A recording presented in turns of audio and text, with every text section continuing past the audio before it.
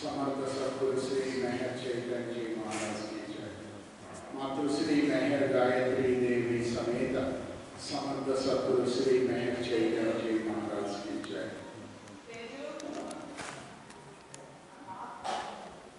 न गुरोरधिकं तत्त्वं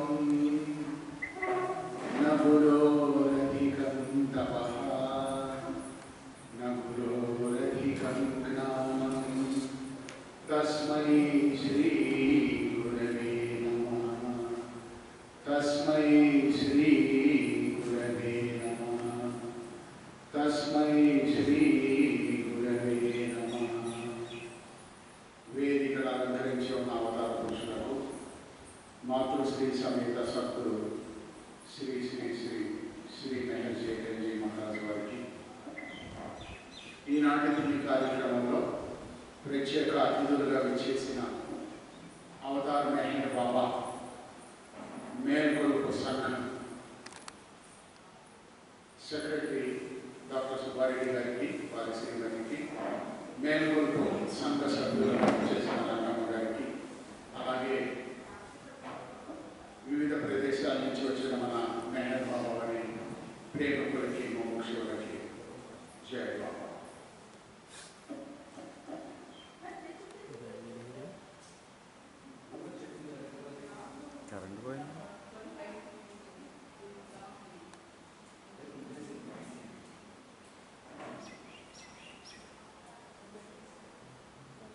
సద్గురుదేవుడు తెలియజేశారు, ముగ్గురు అవతార పురుషులు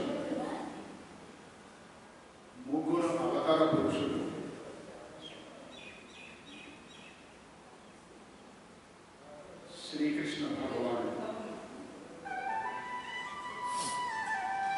జీసస్ క్రైస్ట్, మెహర్ బాబా. ఈ ముగ్గురు కూడా రెండు పాత్రలు పోషించారట. ఒక పాత్ర అవతార పురుషుడి పాత్ర అయితే రెండవ పాత్ర జగద్గురు పాత్ర.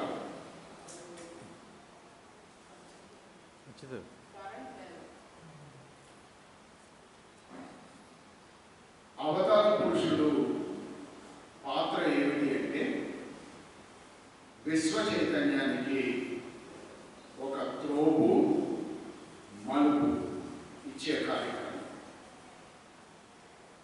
అంటే దేనికి త్రోపు అని తెలియజేస్తారు అంటే చైతన్యానికి ఒక అంటే సమిష్టి చైతన్యానికి విశ్వ చైతన్యానికి ఒక త్రోపు మలుపు ఇచ్చే కార్యక్రమం అవతార పురుషులు చేస్తారు.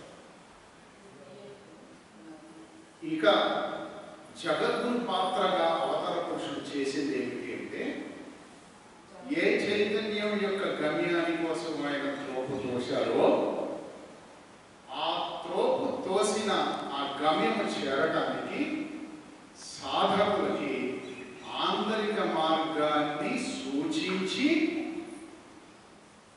ఆ మార్గంలో ప్రయాణించే కార్యక్రమం ఏదైతే ఉన్నదో అది జగద్గురు పాత్ర. చైతన్యానికి మలుపు త్రోపించారు. చైతన్యం ప్రోగ్రెస్ అవుతుంది. ప్రోగ్రెస్ అయ్యి ఆ చైతన్యం ఏ గమ్యం అయితే చేరాలో ఆ గమ్యము చేరడానికి సాధకులకి ఆంతరిక మార్గాన్ని ఏర్పాటు చేసి ఆ ఆంతరిక మార్గంలో శీఘ్రంగా గమ్యం చేర్చే పాత్ర జగద్గురువు యొక్క పాత్ర. అలాంటి పాత్ర పోషించిన వాళ్ళలో ముగ్గురు అవతార పురుషులు ఉన్నారు. నేనే మార్గాన్ని నేనే గమ్యాన్ని అని తెలియజేసిన అవతార పురుషులు ముగ్గురు ఉన్నారు. ఒకరు శ్రీకృష్ణ భగవానుడు, రెండు జీసస్ క్రైస్ట్, మూడవ వారు అవతార్ మెహర్. మన ఫోకస్ ఇప్పుడు అవతార్ మెహర్ బాబా వారు జగద్గురు పాత్ర ఏ రకంగా పోషించారు అనేది అండర్స్టాండ్ చేసుకోవడానికి ప్రయత్నిద్దాం. అవతార పురుషుడు ఏం తెలియజేశారు అంటే నేను అంటే ఈ అవతార పురుషుడు చేసిన కార్యక్రమం. నేను బోధించడానికి రాలేదు, మేలుకొల్పడానికి వచ్చాను అన్నాడు. నేను బోధించడానికి రాలేదు, మేలుకొల్పడానికి వచ్చాను అన్నాడు. అంటే అవతార పురుషుడు సశరీరుడై ఆయన చేసిన కార్యక్రమం, ఈ అవతార కార్యక్రమము మేలుకొలుపుకు ఉద్దేశించిన కార్యక్రమం. అయితే ఈ మేలుకొలుపు ప్రతి సాధకుడికి ఆంతరికంగా ఉపయోగపడి సాధకుడు ఈ జన్మలోనే గమ్యం చేరవలసిన అవసరం ఉన్నది. ఆ ఆంతరిక కార్యక్రమాన్ని అవతార పురుషుడు మేలుకున్న స్థితిలో జగద్గురు కార్యక్రమంగా నిర్వహిస్తున్నారు. ఆ అవతార చైతన్యము మెహరు చైతన్యముగా జగద్గురు కార్యక్రమాన్ని అవతార పురుషుడి పరంగా నిర్వహిస్తూ ఉన్నది. అంటే ఆంతరికంగా నీవు మేల్కొల్పటానికి వ్యక్తిగా మీకు ఆంతరిక మార్గాన్ని ఏర్పాటు చేసి ఆ ఆంతరిక మార్గంలో నిన్ను గమ్యాన్ని చేర్చి, నువ్వు గమ్యం చేరటంతోనే సరిపోదు, నువ్వు చేరిన ఆ గమ్యం యొక్క ఫలితాలు 10 మందికి పంచిపెట్టగలిగే సమర్థవంతుడుగా చేసే కార్యక్రమం ఏదైతే ఉందో, మెహర్ బాబా మెహర్ చైతన్యపరంగా చేసే కార్యక్రమము జగద్గురు కార్యక్రమంగా సద్గురుదేవుడు తెలియజేశారు. ఇది ఒక పక్క అలా ఉండగా, ఇప్పుడున్న సద్గురువులు ఆయన సశరీరుడై ఉండగా నిర్వహించిన కార్యక్రమాలు 2 ముఖ్యమైనవి. ఒకటి వేదాంత పునరుద్ధరణ, 2 మేలు. అవతార పురుషుడు మెహర్ బాబా వారు తమ శరీరాన్ని సాధించడానికి ముందు 1969వ సంవత్సరము జనవరి 2వ తారీఖు మన గురుదేవుల వారిని వారి సమూహానికి రప్పించుకున్నారు. అవతారి మెహర్ బాబా రప్పించుకుని మండలి హాలులో వారితో ఏకాంతంగా సమావేశమయ్యి అవతార పురుషుడు మన సద్గురువులకి అప్పగించిన బాధ్యత ఏంటంటే వేదాంత పునరుద్ధరణ కార్యక్రమం.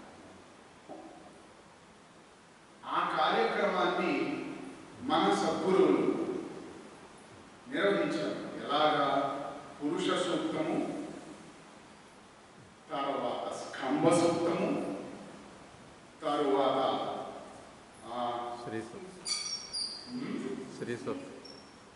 దక్షిణామూర్తి స్తోత్రం.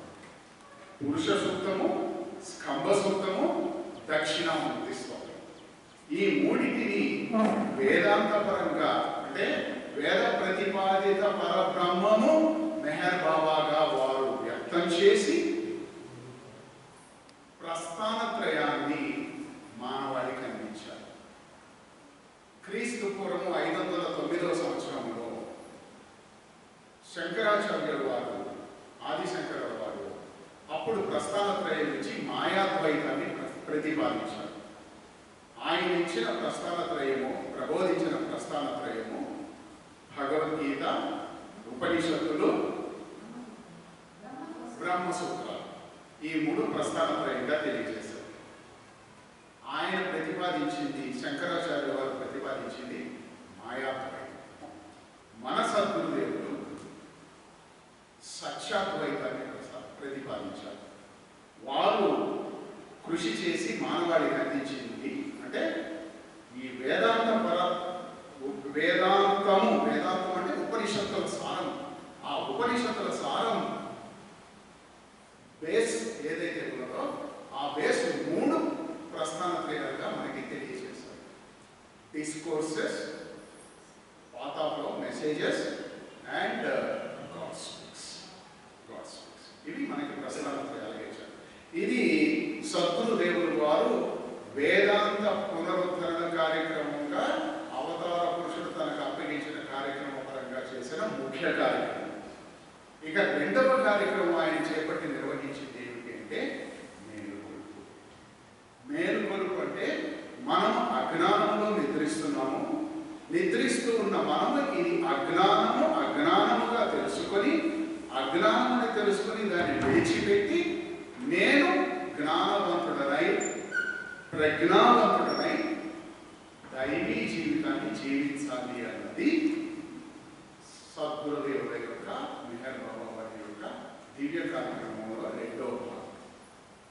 దీనికి సద్గురుదేవులు మనందరికీ ఆంతరిక కార్యక్రమంలో గమ్యము చేరడానికి మనకి ఇచ్చింది ఏమిటంటే ధ్యానము, మౌనము, నామస్మరణ. ఇది జగద్గురువుగా మన సద్గురుదేవుడు మనకి నిర్వహించి మనల్ని ఉద్ధరించడానికి మీరు ఏమీ కృషి చేయక్కర్లేదు, ఈ 3 చేయండి చాలు.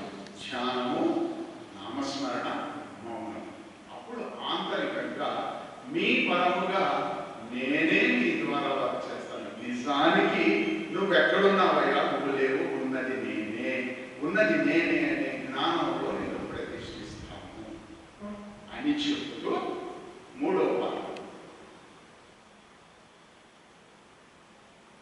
ఒక్కసారి బుద్ధ భగవానుడు 3 ప్రతిపాదించారు. బుద్ధం శరణం గచ్ఛామి, ధర్మం శరణం గచ్ఛామి, సంఘం శరణం గచ్ఛామి. ఇన్సిడెంటల్గా ఈరోజు బుద్ధ భగవానుడు నిర్వాణము అనబడే జ్ఞానవంతుడైన రోజు, ఆ నిర్వాణ పదములో చేరిన ఆ శుభ సందర్భంలో మన చిన్నారి అక్షర అంటే క్షరము లేని, అంటే నాశనము లేని అభ్యాసానికి శ్రీకారం చుట్టింది. అది ఆ బిడ్డకి లభించిన అద్భుతమైన అవకాశం. మరలా మన సబ్జెక్టులోకి వస్తే బుద్ధం శరణం గచ్ఛామి. బుద్ధుడు అంటే అవతారుడు మట్టుకే నీకు రక్షకుడు. బుద్ధం శరణం గచ్ఛామి, సరెండర్ టు దట్ అవతార్. ధర్మం శరణం గచ్ఛామి. ఏమిటి ధర్మం? ఇక్కడ తెలియజేస్తారు master. Aim of life is to love God. Goal of life is to become one with Him. So, నువ్వు చేసే ఏ పనైనప్పటికీ కూడా aim of life, goal of life కి సమన్వయంగా ఉంటే అది ధర్మము.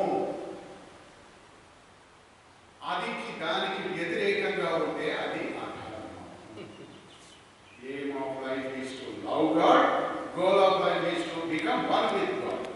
So, ఈ ధర్మం శరణం గచ్ఛామి అంటే నిరంతరము surrender to the supreme soul. అది నీ ధర్మం. సంఘం శరణం గచ్ఛామి. ఎవరు సంఘం? ఆధ్యాత్మిక ఆచార్యుల సభ్యులు. సంఘం శరణం గచ్ఛామి. ఎవరు అయితే మాస్టర్స్ యొక్క కార్యక్రమంలో నిజమైన కార్యకర్తలుగా వారి కార్యమే తమ కర్తవ్యంగా భావించి జీవితాన్ని పునీతం చేసుకుంటున్నారో అలాంటి కార్యకర్తల యొక్క సంఘములో నీవు నిరంతరము సభ్యుడివై ఉంటూ సద్గురువులకు నిరంతరంగా చక్కటి కార్యకర్తగా మారవలసిన అవసరాన్ని గుర్తింపజేసేది సంఘం శరణం గచ్ఛామి. బుద్ధం శరణం గచ్ఛామి. అవతారుడే నీకు మార్గం, ధర్మమే నీకు మార్గం, సంఘమే నీకు మార్గం.